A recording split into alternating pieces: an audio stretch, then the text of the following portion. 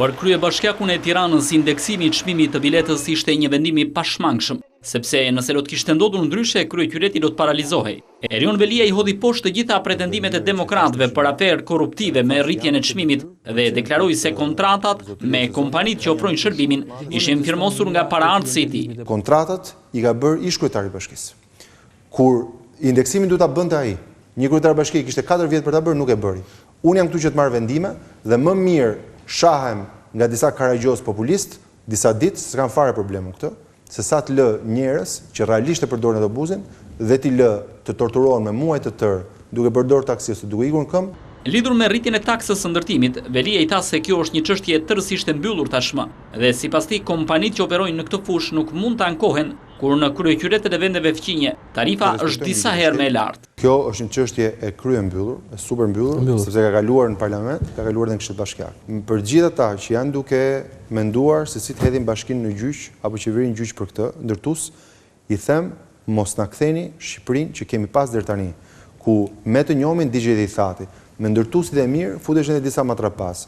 Ndërtuesit e mirë do kenë mundësi që vetëm ata që banka i krediton ose që kanë financat të bëjnë ndërtim, do i futen çështën e ndërtimit. Aventurierët sigurisht që taksi dekurajon.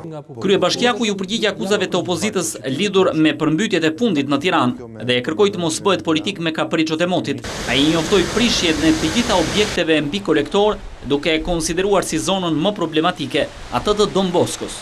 Qytetarët duhet ta mirëkuptojnë. Ndërtimet pa leje mbi kolektor mund t'ju bëjmë një kontraofertë për banesë sociale, por ne nuk mund të një njeri që ka ndërtuar pa leje mbi kolektor dhe bllokon dhe përmbyt një lagje tërë, do thotë që është një tafmaqar. Se duhet të kesh një tafma shumë madhe që të thuash në djallë të tjerë vetëm të bëj unë binan time. Ama në shtëpitë që janë ndërtuar mbi kolektor dhe që mungesa profesionalizmit ose e thënë troç korrupsioni deri në 2013 që vajte i legalizoi dhe hipotekoi me detyrim ligjor, një që ka letrat e hipotekës, ne duhet ta shpronësojmë. I vendosur për t'i shkuar deri në fund gjobës ndaj Partisë Demokratike, kryetari i bashkisë më të madhe të vendit bëri një deklaratë të fortë. Do përdor çdo mjet dhe unë nuk do e mbyll të mandat pa e marrë atë gjobë.